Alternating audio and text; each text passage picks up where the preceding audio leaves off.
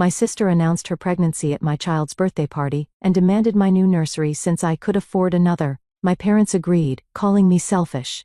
So I emptied the room and sold the house. They found the for sale sign when they arrived with her belongings. I should have known something was wrong when my sister showed up to my daughter's first birthday party wearing white. Not just any white, a flowing, ethereal dress that looked suspiciously like something you'd wear to announce a pregnancy. I just didn't expect her to actually do it right as I was about to help Lily blow out her candle. My name is Ruby, and I've spent 32 years being the responsible one, the good daughter, the one who always had her act together, while my younger sister Sarah careened from crisis to crisis, leaving our parents to clean up her messes. But that day, watching her steal my baby spotlight with practiced precision, something inside me finally snapped. Everyone, I have amazing news. Sarah's voice cut through the happy birthday song, like a knife through butter. My hands froze on the cake knife, as 20 pairs of eyes shifted from my beautiful daughter in her pink tutu to my beaming sister. I'm pregnant. The collective gasps and squeals were immediate. My mother burst into tears, rushing to embrace Sarah while my father stood there grinning like he'd just won the lottery. I felt Harper, my best friend, squeeze my shoulder in silent support. Mama! Lily's tiny voice brought me back to reality. She sat in her high chair, confused by the sudden shift in attention, her chubby fingers reaching for the rainbow sprinkle cake we'd spent hours perfecting. Just a minute, sweetie, I managed, forcing a smile. Looks like Aunt Sarah has some big news. Oh my God, this is just perfect timing, my mother gushed, still clutching Sarah. Now the cousins will be so close in age. Sarah untangled herself from our mother's embrace and floated toward me, that familiar calculating look in her eyes that always preceded asking for something. Actually, Ruby, I've been thinking, here we go. You know how Chad and I are still trying to figure out our living situation? She gestured vaguely toward her on-again, off-again boyfriend, who was busy stuffing his face with chips in the corner. Well, your house has that beautiful nursery you designed for Lily. I gripped the cake knife tighter. What about it? Well, Lily's getting bigger now, and you have that spare room upstairs that would make such a cute big girl room for her. Sarah's voice took on that wheedling tone I knew too well. Maybe you could let me have the nursery. You can just build another one upstairs. The room went quiet, except for Lily's soft babbling. I could feel Harper tensing beside me, ready to jump in, but I held up a hand to stop her. Let me get this straight, I said, my voice eerily calm. You want me to give you my nursery? The one I spent months designing and decorating for my daughter? Well, yeah, Sarah brightened, mistaking my tone for agreement. It makes perfect sense. You're established. You're doing so well with your job, and I really need the help right now. Chad's between opportunities, and you mean he's unemployed again? Harper muttered under her breath. Ruby, my mother cut in. Your sister needs family support right now. You know how hard pregnancy can be, especially when you're, she paused, glancing at Chad, dealing with various challenges. My father nodded sagely. It would really help your sister out, Ruby, and you've always been so good at handling things. I looked around the room, at my parents' expectant faces, at Chad's disinterested slouch, at Sarah's practiced pout. Then I looked at my daughter, still waiting patiently for her cake, trusting that Mama would make everything right. Something shifted inside me. Years of being the responsible one, the reliable one, the one who always gave in it all crystallized into a diamond-hard resolve. I smiled, a cold smile that didn't reach my eyes. Of course, Sarah, you can bring her things next weekend. Sarah squealed and hugged me, while our parents beamed with approval. Only Harper looked concerned, knowing me well enough to recognize the danger in my tone. Now, I said, turning back to my daughter, let's cut this cake, shall we? As everyone gathered around to sing again, I caught Harper's questioning look. I gave her a slight nod, one that said, watch me. Just watch what happens next. Because what my dear family didn't know was that I'd finally learned something important. Sometimes being the responsible one means taking responsibility for your own happiness. And sometimes that means burning it all down. I helped Lily blow out her candle, already planning how to light a much bigger fire. You're not seriously considering giving her the nursery, are you? Harper set down her coffee mug with enough force to make the cafe table rattle. 3 days had passed since the birthday party disaster, and my best friend's patience was wearing thinner than mine. Of course not, I replied, stirring my latte absently. But you should have seen the texts I got this morning. Sarah's already picking out paint colors. Harper pulled out her phone. Show me. I handed over mine, watching her scroll through the endless stream of messages from my sister. Pictures of cribs, wallpaper samples, and nursery themes flooded the screen, interspersed with comments like, "This is exactly what I want, and we should start moving things out this weekend." Jesus, Harper muttered. She really thinks she's getting your house, doesn't she? A memory flashed through my mind. Sarah, 16, taking my prom dress without asking because she needed it more for her junior formal. Me, standing in my closet, finding the dress returned with wine stains and a torn hem. Remember when she worked for me?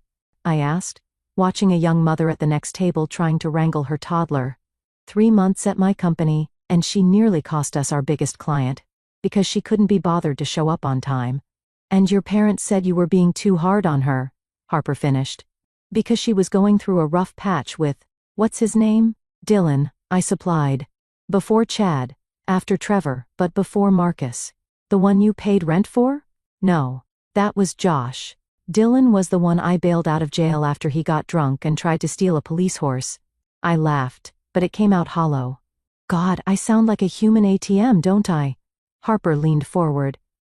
Ruby, honey, you're not an ATM. You're a doormat. And I say that with love. My phone buzzed again. This time it was my mother. Sarah's so excited about the nursery. We should all go shopping this weekend. Your father and I can help with the renovation costs for Lily's new room. I showed Harper the message. Her eyes narrowed. They really think they can just redistribute your house? They've been redistributing my life since I was old enough to have something worth taking. The words came out sharper than I intended. When I got my first job at 16, guess who had to share her paychecks? When I got my college acceptance letters, guess who had to defer a year so Sarah could have her dream gap year in Europe? Which she quit after 3 weeks, Harper added. And who paid for the emergency flight home? I raised my hand like a student answering a question. This girl, my phone buzzed again. This time it was a real estate listing from Ivy, my agent. A beautiful 3-bedroom condo across town, newly renovated, with a view of the park. Harper peered at the screen. What's that about? I stood up, gathering my things. That's my next appointment. Want to come see what karma looks like? 20 minutes later, we stood in an empty living room flooded with natural light. Ivy, clipboard in hand, watched me run my fingers along the smooth quartz countertops in the kitchen. The sellers are motivated, she said. They'd consider a quick close if the offer's right. I walked to the smaller bedroom, already picturing Lily's toys scattered across the hardwood floors. It was smaller than her current nursery, but it had a window seat perfect for reading stories. Ruby, Harper called from the master bedroom. Come look at this view. I joined her at the window, taking in the sprawling park below. No shared walls with entitled siblings. No space for family to crash indefinitely, just peace. What about your house? Harper asked quietly. I pulled out my phone, showing her the text I drafted to Ivy earlier. List it. Price it to sell fast. And don't tell anyone in my family. Ivy appeared in the doorway, her professional mask cracking slightly to reveal a smile. Are we doing this? I thought about Sarah's white dress at the party, about my daughter's confused face when her special day was hijacked, about 32 years of being the responsible one, the reliable one, the good daughter. It's go time, I whispered, hitting send on the text. Harper wrapped an arm around my shoulders. You know they're going to lose their minds, right? I watched a young couple playing with their dog in the park below, free and happy in their own space. Maybe it's time they learned what it feels like to lose something they thought they were entitled to. Shall I draw up the paperwork? Ivy asked. I nodded, feeling lighter than I had in years. Make it ironclad. No family discounts this time.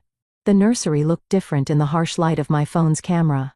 Each click captured another piece of evidence, proof that this room had been lovingly created for Lily, not commandeered as a gift for Sarah.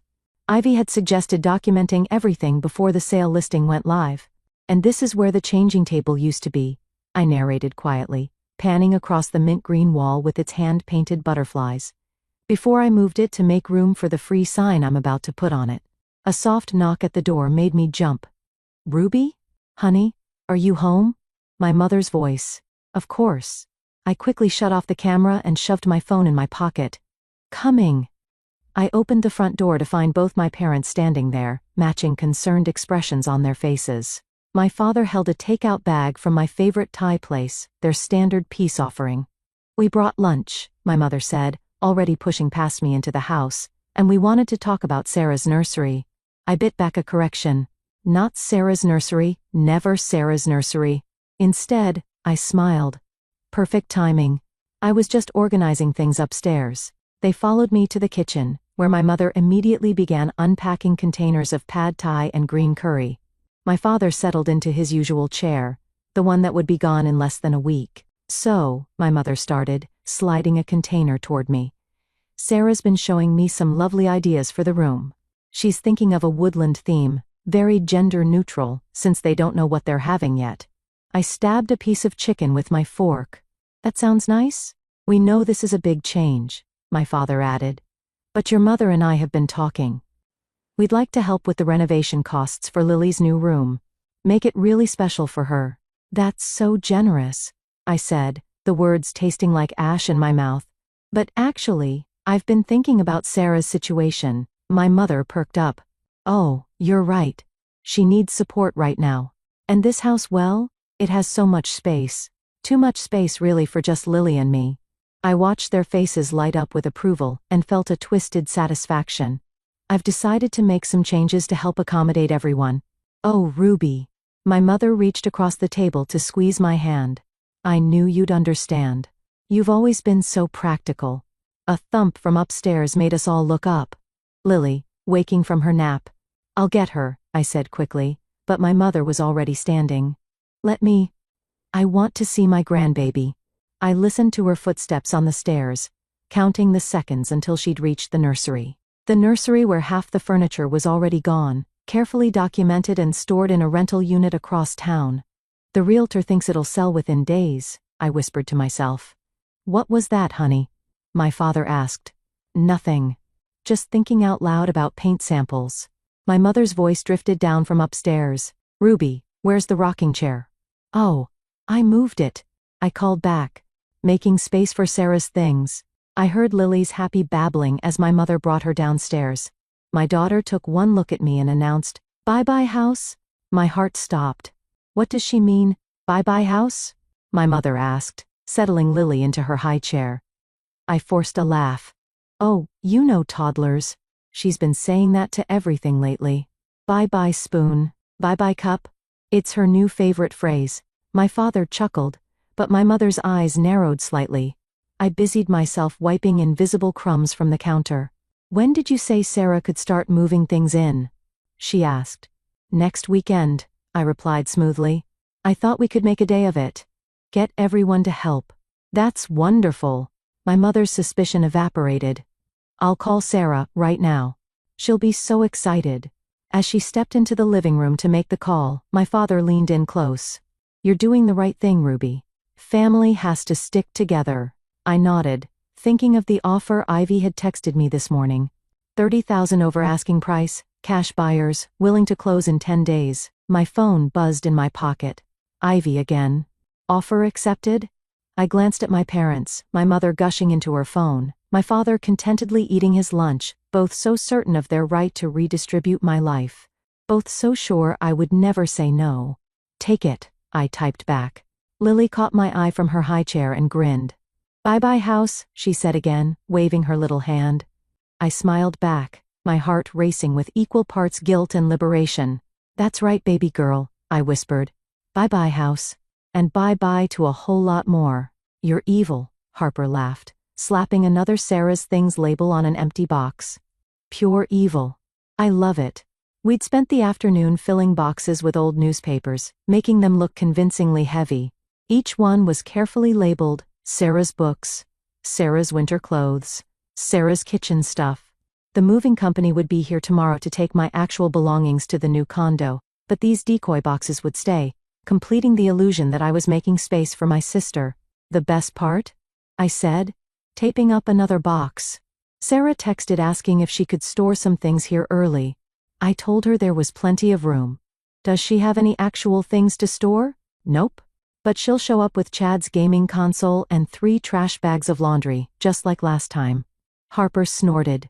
How many times has she temporarily moved in with you? 4. I checked my phone. No, 5.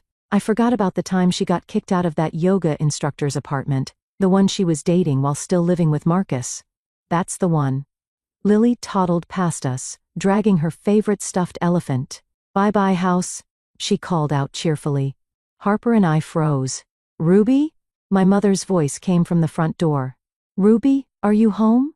Quick! I hissed, shoving the empty boxes behind the couch. Act natural. My mother appeared in the doorway, just as Harper sprawled dramatically across the floor, pretending to play with Lily. Oh, look who's here. My mother cooed at Lily, who immediately ran to her grandmother. And Harper too. Are you helping Ruby organize? You know me, Harper replied smoothly. Always happy to help with family stuff. My mother's eyes swept the room, taking in the stack of labeled boxes. Oh good. You're making space for Sarah. She's so excited about moving in. She's already ordered a crib. I felt my eye twitch. She ordered a crib? Yes. It's being delivered next week. I hope that's okay. She used your address since she's staying with Chad right now, and his place is. She wrinkled her nose. Not exactly delivery friendly. Perfect, I said through gritted teeth. Just perfect. Bye-bye, house, Lily announced again. My mother frowned. She's still saying that. Ruby, do you think she's picking up on some anxiety about the changes? Maybe we should have a family meeting to discuss the transition. No, Harper and I said simultaneously. I mean, I recovered quickly. There's no need. Everything's under control. We're all very excited about Sarah moving in. Right, Harper? Harper's smile could have cracked glass. So excited. Well, I just stopped by to drop off these paint samples Sarah picked out. My mother placed a fan of color swatches on the coffee table. She's thinking mint green might be too basic. She was thinking more of a royal purple. I thought about the mint green walls I'd spent weeks perfecting. The ones currently being photographed for the listing. How unique. Bye-bye, house, Lily said again, pointing at the window where, thankfully, the for sale sign hadn't been installed yet. My mother gathered her purse. I should go. Your father's making dinner tonight. But Sarah might stop by later to measure the windows for curtains. After she left, Harper and I collapsed onto the couch. That was close, she breathed. But Ruby, you have to do something about Lily's new catchphrase before she blows your cover. I know. I picked up my daughter, who immediately started playing with my hair. But she's not wrong. We are saying bye-bye to the house, and to the family's endless expectations. My phone buzzed, a text from Ivy. Sign installation tomorrow morning, 8 a.m. sharp. You ready for this? Harper asked softly. Once that sign goes up, there's no going back. I looked around at the stage boxes, the paint samples, the space that had never really been mine, because my family had always felt entitled to it. Then I looked at my daughter, innocent and happy, unaware that her mother was about to burn every bridge we'd ever crossed. You know what the worst part is? I said, bouncing Lily on my knee. They're so convinced I'll never say no that they're not even bothering to ask permission anymore. They're just taking. Not for much longer, Harper reminded me. My phone buzzed again. Sarah, this time, found the perfect chandelier for my nursery. Ordering it now. You don't mind if they deliver it there next week, right? Love you? I showed Harper the text. She raised an eyebrow. Want me to help you stack more empty boxes? Yes, I said, setting Lily down. And then we're going to practice saying a new phrase. Right, baby girl? Lily looked up at me with her big brown eyes. Bye-bye, house? No, sweetie. This time we're saying, bye-bye, Sarah. I watched through my living room window as Sarah's rented U-Haul truck pulled into my driveway, right on schedule. My sister sat in the passenger seat, one hand resting on her barely visible baby bump, while Chad attempted a three-point turn that nearly took out my mailbox. My parents' car pulled in right behind them. Ready? Harper whispered from beside me. She'd insisted on being here for moral support, though I suspected it was more for the entertainment value. Almost. I checked my phone. The movers had finished clearing out my actual belongings hours ago. The new condo was ready. Lily was safely at daycare. Everything was in place. Just waiting for the perfect moment. Outside, Sarah hopped down from the truck, her face lighting up at the sight of the nursery furniture I'd carefully arranged on the curb with a large free sign. My mother was already heading for the front door, keyring in hand, the key I'd conveniently forgotten to ask her to return months ago. The doorbell rang. "Places," I muttered to Harper, who retreated to the kitchen with her phone ready to record. I opened the door to find my entire family on the porch, beaming like they'd just won a prize. "We're here," Sarah announced, pushing past me into the house. "Chad, grab those boxes by the door. They're labeled for the nursery. Mom, did you bring the paint samples? And Ruby, we need to talk about that chandelier delivery." She stopped dead in her tracks. The entrance hall was completely empty. No boxes, no furniture, no pictures on the walls. "Ruby?" My mother's voice wavered. "What's going on?" I smiled sweetly. "Oh, did I forget to mention? The house has been sold." The silence that followed was deafening. "What?" Sarah's voice came out as a squeak. "The house is sold." I pointed to the massive for sale sign in the front yard, now sporting a bright red sold sticker across it. "Closing is next week, but Sarah's face went from confusion to rage in record time. "You can't sell the house. What about the nursery? What about my baby?" "Your baby?" I laughed. "You mean the baby you're having with your unemployed boyfriend, for whom you expected me to give up my daughter's nursery, that baby?" "Ruby." My father stepped forward, using his reasonable voice. "Let's talk about this. You can't just make decisions like this without consulting the family." "Actually, I can. It's my house, my name on the deed, my mortgage payments, my decision." Sarah burst into tears, the dramatic wailing kind she'd perfected since childhood. "How could you do this to me? I'm pregnant. Where am I supposed to go?" "Not my problem." I gestured to the furniture on the curb. "But feel free to take the nursery set. Consider it my baby shower gift." My mother grabbed my arm. "Ruby, stop this nonsense right now. You're being cruel." "Cruel?" I pulled away from her grip. "Cruel is hijacking my daughter's first birthday party to announce a pregnancy. Cruel is assuming you can just take over my home because Sarah needs another handout. Cruel is never, ever asking what I want or need because you're all too busy taking." "But we're family." Sarah sobbed. "No," I said quietly. "We're not. We're just people who share DNA, and a long history of me giving while you take." Chad, who had been silent until now, finally spoke up. "So we drove this U-Haul out here for nothing." "Not nothing," Harper called from the kitchen doorway, phone still recording. "There's some lovely free furniture on the curb. Better hurry though. I posted it on Facebook Marketplace an hour ago." As if on cue, a car pulled up to the curb, and a young couple started loading the changing table into their SUV. "This isn't over," Sarah hissed, mascara running down her face. "You'll regret this." "I doubt it." I opened the front door wider. "Now, if you'll excuse me, I need to finish packing. The new owners want to do a final walkthrough tomorrow." "Ruby, please." My mother tried one last time. "We can work this out." I thought about all the times I'd given in to that plea. All the times I'd sacrificed my own needs to work things out for Sarah. Not anymore. "The house was mine," I said calmly. "I sold it. Have a nice move." I closed the door on their shocked faces, listening to Sarah's wails turn to angry screams outside. Through the window, I watched as another car pulled up for the free furniture, while my family stood frozen in disbelief. Harper stopped recording and gave me a high five. "That was beautiful." "It's not over," I said, hearing Sarah kick the U-Haul's tire in frustration. "They'll be back. Let them come." Harper grinned. "We've got it all on video." Outside, the sold sign gleamed in the afternoon sun, a beacon of my liberation, and somewhere across town, in a peaceful condo overlooking a park, my daughter's new room was waiting. Free of family drama, free of manipulation, and most importantly, free of Sarah.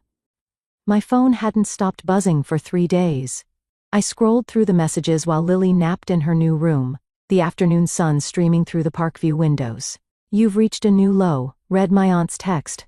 "Your poor sister is devastated. How could you do this to your family?" demanded my cousin. "Your father is heartbroken," my mother wrote. "He had to take a day off work." The voicemails were worse. "Ruby? It's Mum again. Sarah's been throwing up from stress. If anything happens to this baby, it's on you. Call me back. Hey sis, it's me. My lawyer says what you did could be considered emotional distress, just letting you know. Harper sat across from me at my new kitchen island, reading the messages over my shoulder. Your sister has a lawyer now. She dated one for 2 weeks last year. He gave her his card when she keyed his car. Of course he did. Harper grabbed my phone. That's it. We're blocking them all. Wait. I reached for the phone, but Harper held it away. No waiting. Look at you. You haven't slept properly since the move. You jump every time your phone buzzes. This isn't healthy. She was right.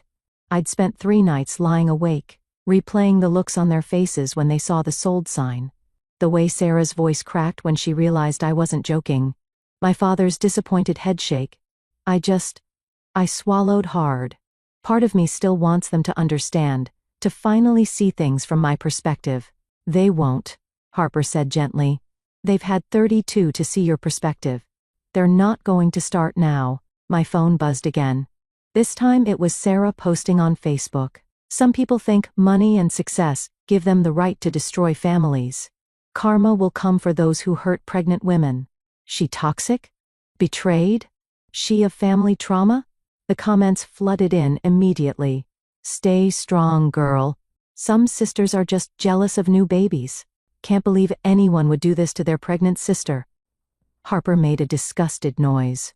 Oh, that's rich, coming from the woman who announced her pregnancy at her niece's first birthday party. A knock at the door made us both jump.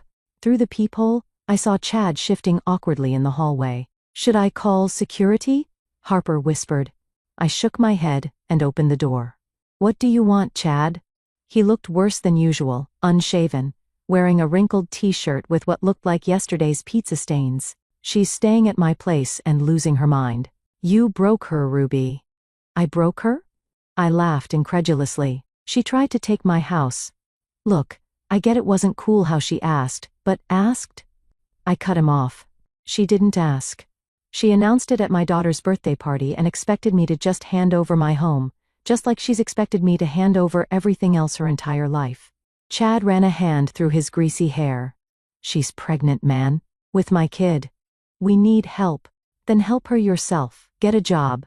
Be an actual partner instead of another problem for her to dump on me. You don't understand. No, you don't understand. I stepped into the hallway, closing the door so Lily wouldn't wake up. For years I've watched Sarah bounce between guys like you, men who think their problems are everyone else's responsibility. And every time she crashes and burns, guess who has to clean up the mess? Not anymore. She's your sister. And I'm done being her safety net. I pulled out my phone, showing him Sarah's Facebook post. Tell her if she wants to talk about karma, she should remember every rent check I covered, every crisis I solved, every time I put her first. Then she can talk about karma. Chad's face hardened. Sarah's right. You're just jealous because she's having a baby, and you're alone. I laughed so hard I had to lean against the wall. I have a beautiful daughter, a successful career, and now a peaceful home, where no one can guilt me into fixing their lives. Trust me. I'm not jealous. He opened his mouth to argue, but Harper appeared in the doorway. I believe my friend asked you to leave. After he skulked away, Harper handed me back my phone. Ready to block them now? I looked at the screen. 3 more missed calls from my mother, 2 texts from Sarah, and a group chat message from my father asking the extended family to pray for Ruby's heart to soften. Do it, I said. Block them all. As Harper systematically blocked every family contact, I felt a weight lift from my shoulders. Through the window, I could see the park where I'd take Lily to play later. No drama, no guilt, no manipulation. There, Harper announced, handing back my phone.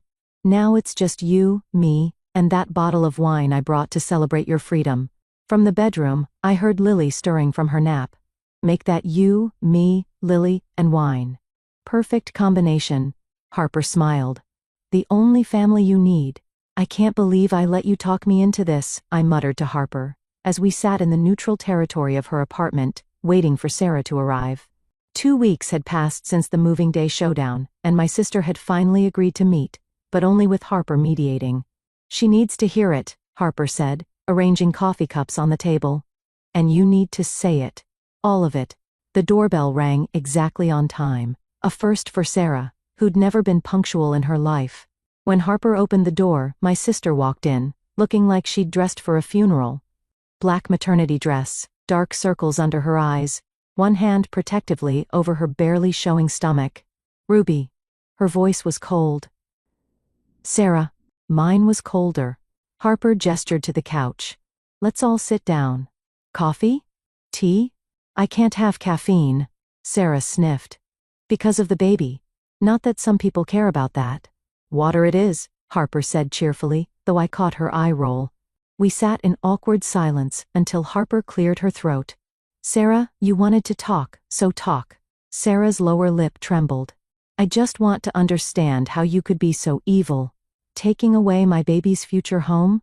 "Your baby's future home?" I interrupted. "You mean, my house? The one I bought? The one I've been paying for? We're family." Sarah's voice rose. "Family helps each other, like you helped me when Lily was born?" I leaned forward.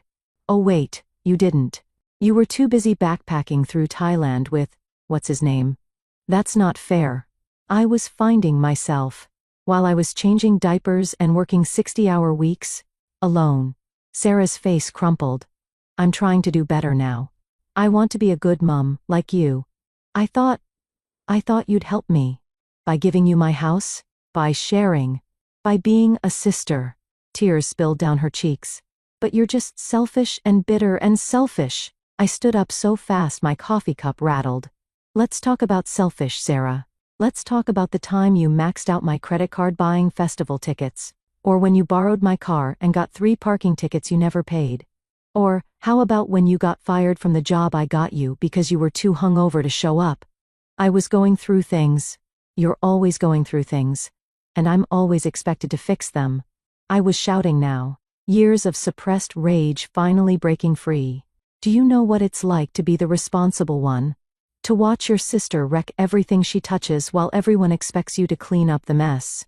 That's not when was the last time you asked about my life, about Lily. When was the last time you showed up for anyone but yourself?"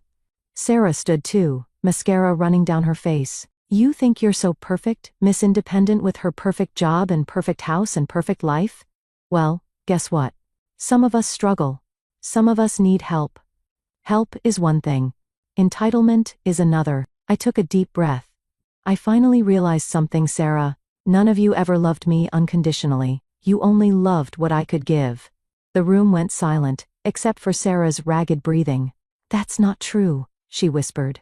"No? Then name one time, just one, when you put my needs before yours." Sarah opened her mouth, then closed it. Her hand drifted to her stomach again, a gesture that once would have made me cave, would have sent me rushing to fix everything. "Not anymore. I have something now that I own completely," I said quietly. "Peace. And I won't let you take that too."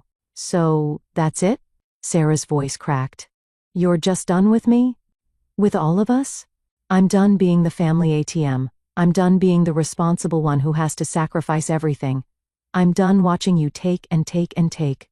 Harper, who'd been silent throughout our exchange, finally spoke. "Sarah, I think it's time for you to go." My sister gathered her purse with shaking hands. At the door she turned back. "You'll regret this. When my baby's born, and you're not in their life, no." I cut her off. "You'll regret this. When your baby's born, and you finally understand what it means to be responsible for someone else's happiness. When you realize that burning bridges has consequences." She stared at me for a long moment, then left without another word. Through the window, I watched her walk to her car alone. Probably for the first time in her life, Harper touched my shoulder. "You okay?" I wiped away tears I hadn't realized were falling. "No. But I will be. Want to go get Lily from daycare and take her to the park?" I nodded, thinking of my daughter's innocent smile, her unconditional love. "Yeah. Let's go home. Because that's what I had now. Not just a house but a real home. One built on my terms, free from the weight of toxic family obligations." "Hiya, Mama!" Lily squealed as I pushed her on the park swing. The autumn breeze carried the sound of her laughter across the playground, mixing with the rustle of falling leaves. My phone buzzed in my pocket, Probably another blocked message from my family. They'd taken to creating new accounts just to tell me how cruel I was. I'd gotten good at blocking those too. Ruby? A familiar voice made me turn. Sarah stood at the edge of the playground, her pregnancy now clearly visible under a loose sweater. She looked different, tired, but somehow more real than I'd ever seen her. I slowed Lily's swing. "What are you doing here?" "I live nearby now, actually." She gestured to a small apartment building across from the park. "Chad and I broke up. I got a job at the coffee shop downstairs." That explained why she looked different. She was wearing a barista's apron instead of her usual designer clothes. "You're working?" I couldn't keep the surprise from my voice. "Yeah." She smiled weakly. "Turns out, when you can't rely on someone else to fix everything, you have to fix it yourself." Lily pointed at Sarah's belly. "Baby?" "That's right, sweetie," Sarah said softly. "Your cousin's in there." I helped Lily out of the swing. "Why are you here, Sarah?" "I had my first ultrasound yesterday." She pulled a grainy black and white photo from her apron pocket. "It's a girl." And it made me think. About Mum. About how she always played us against each other. About how I let her do it. Because it was easier than growing up. I sat on the empty swing, pushing myself slightly with one foot while Lily played in the sand nearby. "Did Mum send you?" "No. She doesn't know I'm here." "She's still," Sarah sighed. "She's still Mum. But I'm trying not to be, well, me." "What does that mean?" "It means I'm sorry." The words came out in a rush. Not just for the house thing. For everything. For being the hurricane that blew through your life expecting you to rebuild everything I destroyed. I studied her face, looking for the manipulation I'd grown so used to seeing. Instead, I found something new. Accountability. "The thing is," she continued, "when Chad left and Mum started talking about me moving back home, I realized I was about to do to my daughter what Mom did to us. Make her part of this cycle of dependency, of never growing up. So you got a job instead, and an apartment. It's tiny, and the elevator doesn't work, and I have to make coffee for rude people at 6 a.m. But she straightened her apron. "It's mine. I did it myself." Lily ran over with a handful of sand, proudly showing it to both of us before letting it slip through her fingers. "I'm not asking for anything," Sarah said quickly. I want my daughter to know her cousin, to know what strength looks like. Because that's what you are, Ruby. Strong. Not cruel like Mom says. Strong." I watched Lily playing, thinking about all the times I'd wished for this, for Sarah to finally see me, really see me. "There's a coffee shop near my condo too," I said finally. "Are they treating you better at yours?" Sarah laughed. A real laugh, not her usual practiced giggle. "The tips are decent, and my manager says I'm getting better at not burning the lattes. Lily and I usually get hot chocolate there on Sunday mornings around 9. She caught her breath. "Yeah?" "Yeah. And sometimes we feed the ducks after, when we're not too busy." "I'd like that." She wiped her eyes. "God, these pregnancy hormones are killer. Tell me about it." I cried at a paper towel commercial when I was pregnant with Lily. We shared a smile, small, tentative, but real. "I should get back to work," Sarah said, adjusting her apron. "But Sunday?" I nodded. "Sunday." As she walked away, Lily waved. "Bye-bye, baby." "You know what, sweetie?" I scooped her up, breathing in her baby shampoo smell. "I think we just said hello instead." That evening, as I tucked Lily into bed in our cozy condo, I thought about karma. Everyone had expected it to look like revenge. Like my family getting what they deserved. Instead, it looked like Sarah in an apron, learning to stand on her own. Like me, learning to set boundaries without burning every bridge. Sometimes karma isn't about monsters getting punished. Sometimes it's about people finally facing themselves in the mirror. I kissed Lily's forehead and whispered, "Sweet dreams, baby girl." Because that's what I'd really bought when I sold that house, not just peace, but the chance for a new story. One where strength didn't mean carrying everyone else's burdens, and family didn't mean sacrificing yourself. One where bye-bye house meant hello to something better. Thanks for watching. Take care, good luck. After listening to today's story, perhaps it has raised some new questions in your mind, or maybe it has brought back some old memories. Every day on Reddit, new experiences and moments create fresh stories, and they connect all of us. Everyone has their own unique journey in life, and we all try to understand the world in our own way. These kinds of moments remind us that we are all human, sometimes happy, sometimes sad, and always learning something new. If you enjoyed this story, feel free to share it with your friends. Your thoughts and feedback are always valuable to us, as they motivate us to create even better content. Every story has its own unique angle, and our goal is to understand everyone's perspective and make our content diverse and relatable. Stories like these help us realize that life's journey is different for everyone, and by hearing other stories, we learn something new. You can also share your own stories with us. Your experiences are valuable to us as well, and if you enjoyed this video, please leave your feedback. We aim to create content that brightens your mind and gives you new ideas every time. If you've already seen this video before, your feedback is still important. With every piece of feedback, we can improve our content and bring a new perspective to our viewers. Today, what we saw was just a small part of the many stories shared on Reddit and across the world. It's a reminder of how we all try to understand life by sharing our experiences with each other. This video was only an example of how we try to connect with others through storytelling, learning about different sides of life. We hope to continue sharing such stories that help us all learn and grow together. Thank you for your time, and don't forget to keep an eye out for more stories coming soon. If you haven't already, please like and follow for more amazing content. Your support keeps us going, and we will strive to bring you more thought-provoking and heartwarming stories. Until next time, take care and stay curious. ****